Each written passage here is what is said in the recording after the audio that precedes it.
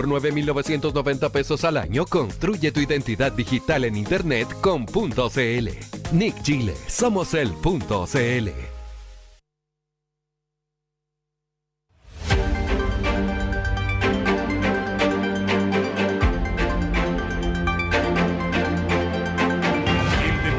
De prensa de Radio Universidad de Chile trabaja para mantenerlo informado. Radio Análisis, una transmisión conjunta de las radios que piensan.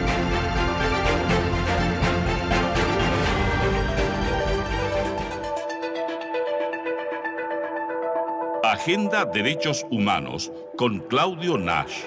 Teoría y práctica de la protección de los derechos humanos en Chile.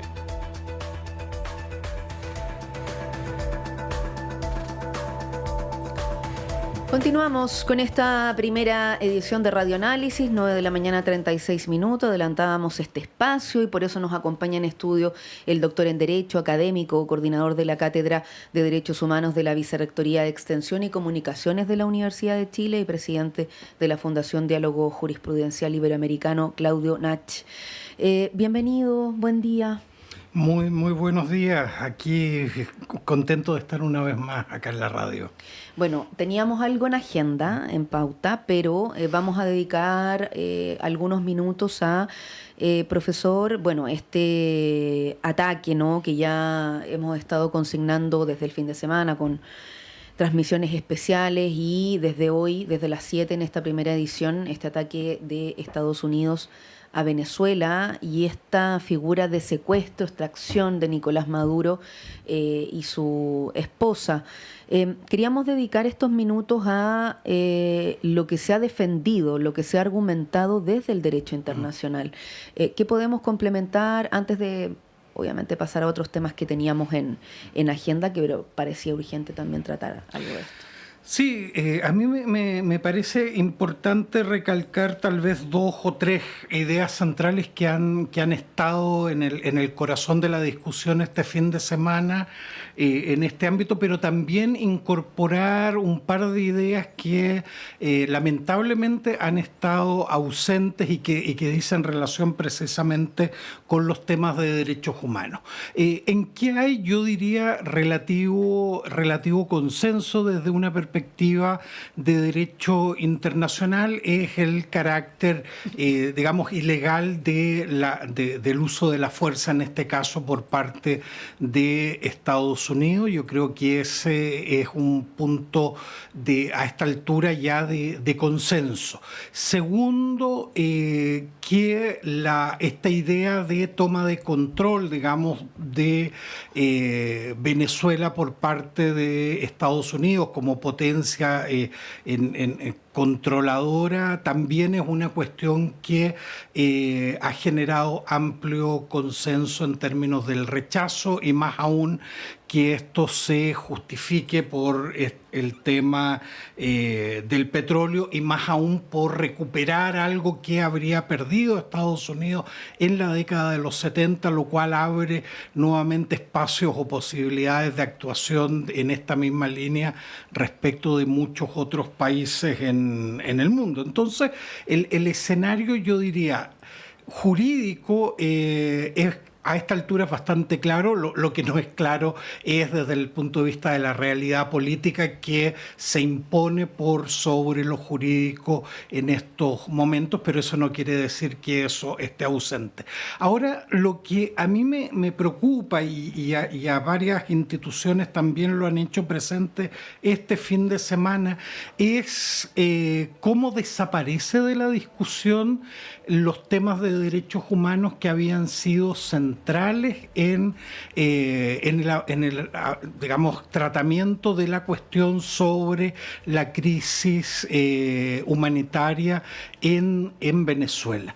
En Naciones Unidas se formó una comisión hace algunos años de seguimiento de la situación en Venezuela y este fin de semana ha hecho una declaración diciendo que les preocupa que esta medida que ha tomado Estados Unidos implique la impunidad en la situación de graves violaciones de derechos humanos que se han cometido. Hay que recordar que la propia Corte Penal Internacional está investigando la situación en Venezuela y particularmente la responsabilidad de Nicolás Maduro. Entonces, ahí desde una perspectiva de derecho humano en todo este vorágine de acontecimientos hay que poner una luz de alerta que no puede quedar al margen.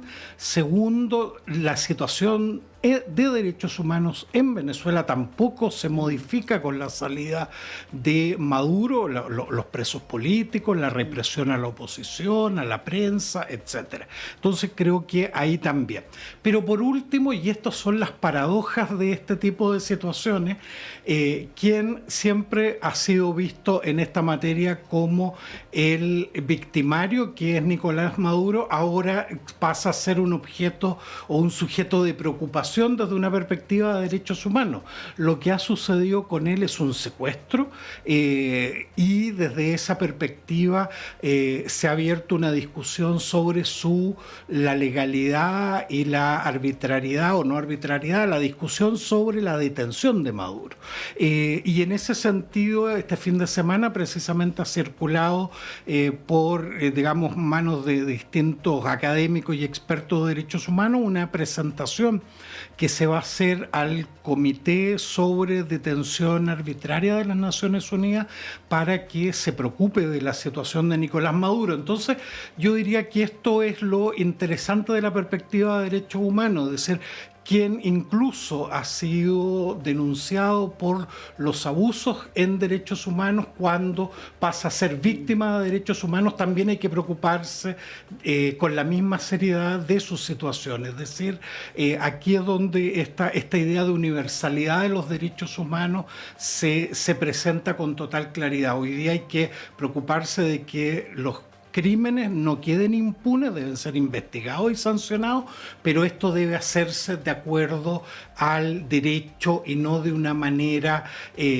solamente de voluntad de quien tiene la fuerza. Entonces, vamos a tener que darle un seguimiento desde ambas perspectivas, pero me pareció necesario en un espacio como este que pongamos también un foco en la situación de derechos humanos que peligrosamente desaparece de la agenda noticiosa en estos días. Si queremos aportar también con esos diversos puntos en un escenario que es bien complejo. Bueno, de hecho, para quienes nos siguen, nos ven a través de YouTube, de la señal 11.2 de Chile TV, compartíamos estas imágenes en vivo del traslado de Nicolás Maduro y de Cilia Flores ante un tribunal federal de Nueva York, bueno, con todo el operativo de seguridad evidente que ya revisamos desde el sábado pasado, como ha sido todo este movimiento, este relato, estas imágenes también. Seguramente tendremos tiempo para hablar sobre eso, cómo circularon fotografías, ciertas frases. Bueno, hay bastante ahí. Sí, y en eso me gustaría aportar un dato para que los auditores y las auditoras estén atentos a la audiencia, porque cuando se produce una detención ilegal, y eso lo vemos nosotros internamente acá en los tribunales diariamente, y esa detención es ilegal, se debe ordenar la libertad de quien ha sido detenido ilegalmente. Ahora, en este caso particular, lo que el fin de semana también se conversó mucho en redes sociales y otros, era que Estados Unidos tiene un precedente que utilizó en el caso de Noriega el año 89, que es un precedente que viene del 1886 más o menos, que tiene que ver con que los crímenes federales, como los que van a ser investigados aquí, no se analiza la legalidad o no de la detención, sino que basta con que la persona sea puesta ante los tribunales y de ahí se comienzan a juzgar, sin mirar la legalidad o no de la detención. Y es muy probable que esta vez vuelva a utilizarse ese precedente del siglo XIX, digamos, para justificar que la detención es irrelevante si es legal o no, sino que se debe investigar los crímenes por los cuales se acusa. Y eso es muy interesante desde la perspectiva de lo que aquí en Agenda de Derechos Humanos venimos planteando, que aquí ha habido una evolución en el mundo desde el siglo XIX hasta ahora, que son estándares mínimos que todos los estados deben respetar, y este tipo de medidas son totalmente contrarias a eso. Entonces, también para aportar un elemento al estar atento a ver qué pasa hoy en el tribunal en Nueva York. Bueno, y queremos aprovechar estos minutos que nos quedan para retomar el tema que nos convocaba hoy, que habíamos preparado.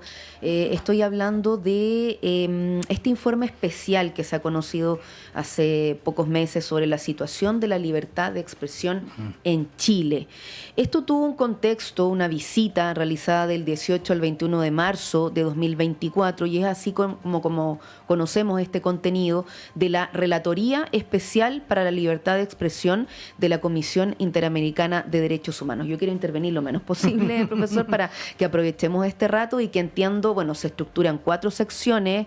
Habla de reportes de amenazas que enfrenta la prensa, libertad de expresión, institucionalidad democrática, Estado de Derecho, libertad de expresión en el entorno digital, lucha contra la discriminación y la exclusión. Bueno, ¿qué puntos podemos aprovechar de poner sobre la mesa?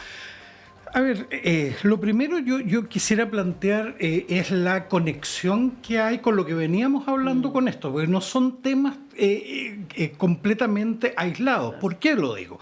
Porque en los casos de derivas autoritarias de los gobiernos, las primeras señales de alerta son precisamente en el ámbito de la libertad de expresión. Así ocurrió en Venezuela. Los primeros enfrentamientos que tuvo en la época Chávez con el sistema interamericano, particularmente justamente con esta relatoría, con la Relatoría Especial sobre Libertad de Expresión, fueron por las restricciones que se fueron imponiendo en Venezuela a la libertad de expresión. Y así ha sucedido en distintos lugares. Lo mismo ha sucedido en Nicaragua, lo mismo ha sucedido en El Salvador recientemente. Hay preocupación con lo que sucede hoy día en Argentina por parte de la relatoría. Entonces, hay que estar atentos. Y en ese sentido, el informe es, yo diría, un informe que nos debe alertar sobre la situación de la libertad de expresión en Chile, pensando no solo en lo que ha ocurrido, sino que en lo que viene para adelante. ¿Por qué? Porque usted muy bien señalaba que estos 4 grandes temas hablan de cuestiones muy concretas de preocupación. Uno, yo diría que hay 2 que yo pondría en primer lugar, y luego las otras 2.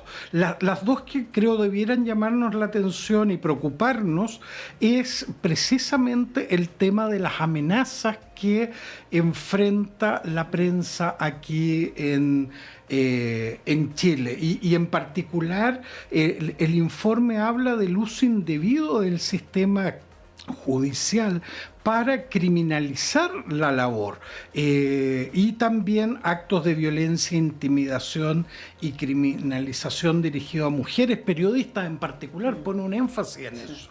Y yo creo que esto obliga, digamos, al Estado a generar condiciones para un entorno seguro para ejercer la labor periodística. Y yo creo que en el contexto actual esto no solo no ha mejorado, sino que se ha agravado. Entonces, debiera ser, yo creo que un primer punto de clara preocupación. Y el segundo, que yo creo que es un debate desde hace años aquí en Chile, tiene que ver con la concentración de medios. Y el informe dice que hay evidencia de restricción a los medios comunitarios, a concesiones de radiodifusión y la distribución inequitativa del espectro suministro radioeléctrico. Yo creo que aquí este es un tema que para esta radio además es especialmente preocupante, porque la radio tiene una conexión a nivel nacional precisamente con muchos medios locales, comunitarios y otros. Entonces, eso es un tema que la Comisión viene hace años trabajando respecto de Chile, y aquí vuelve a reiterar. Pero eso tiene un efecto que a veces acá en Chile no lo vemos, lo hemos invisibilizado, y tiene que ver con el impacto que esto tiene. Cuando hay concentración en medios audiovisuales, la televisión, medios escritos,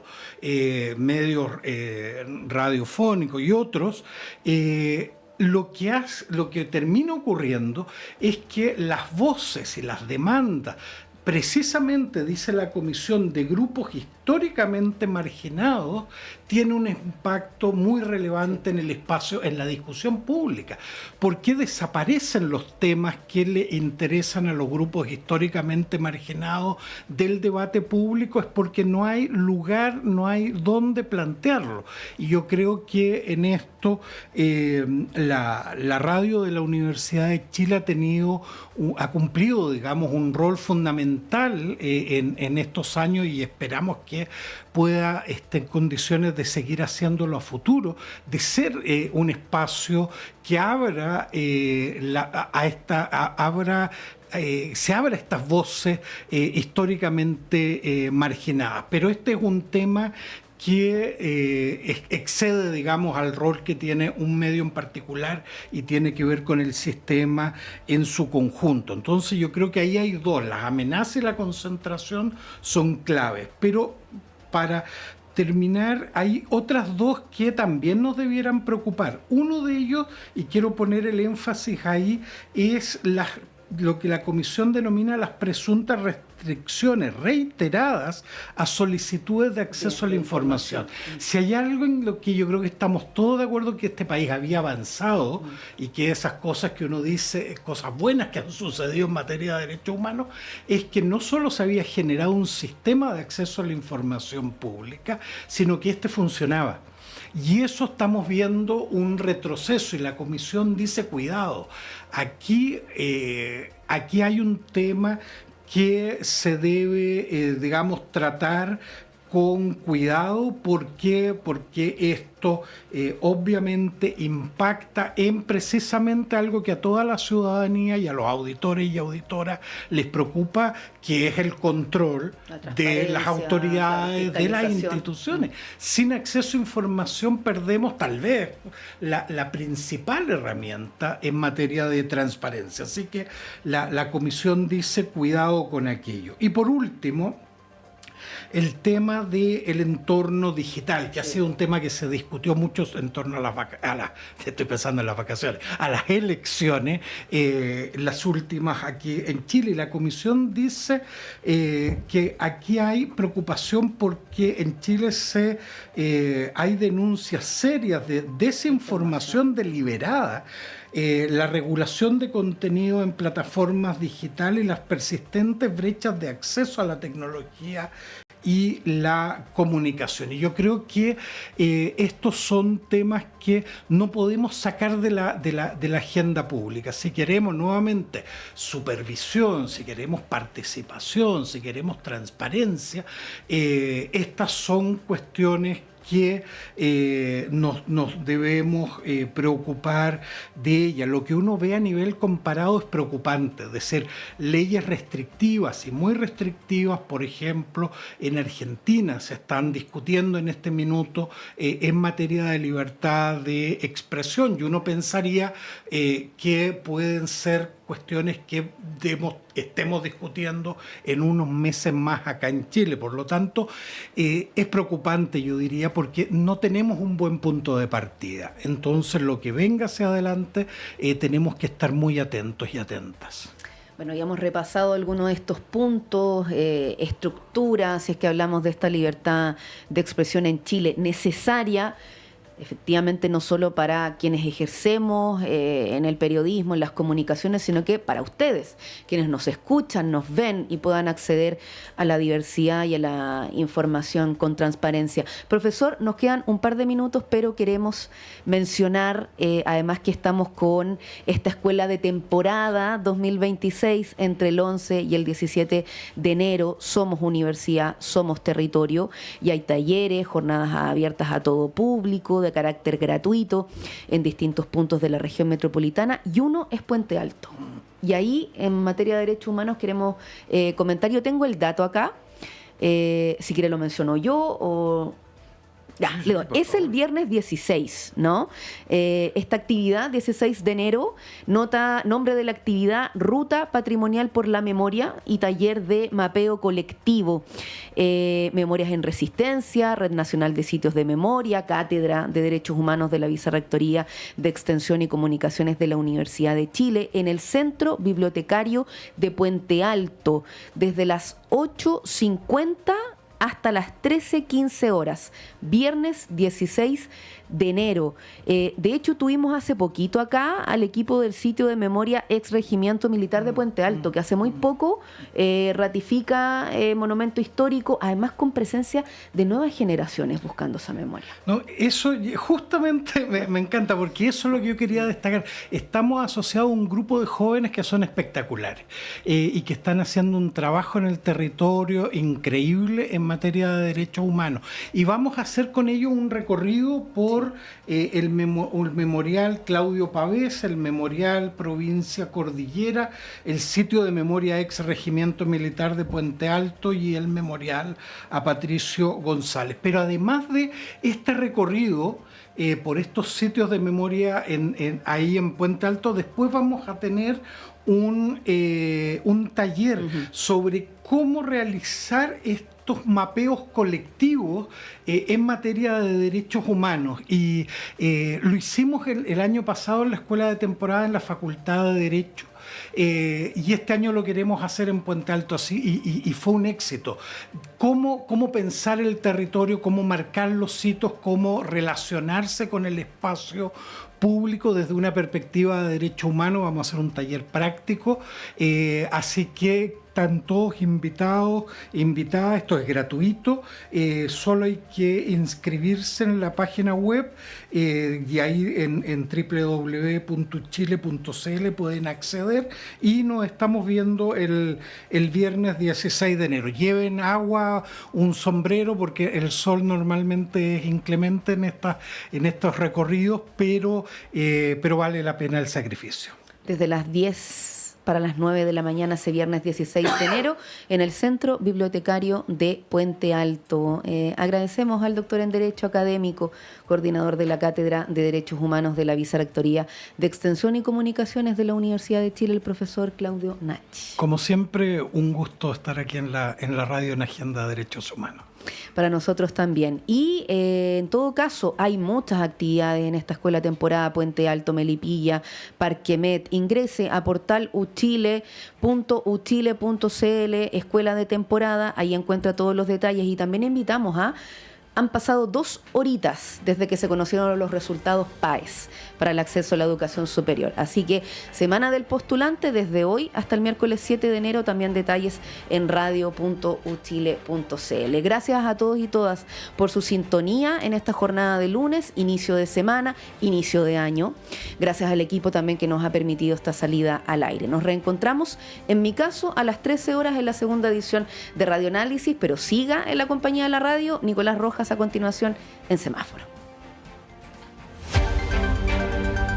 El Departamento de Prensa de Radio Universidad de Chile presentó primera edición de Radioanálisis, lo más relevante de cada jornada informativa con noticias,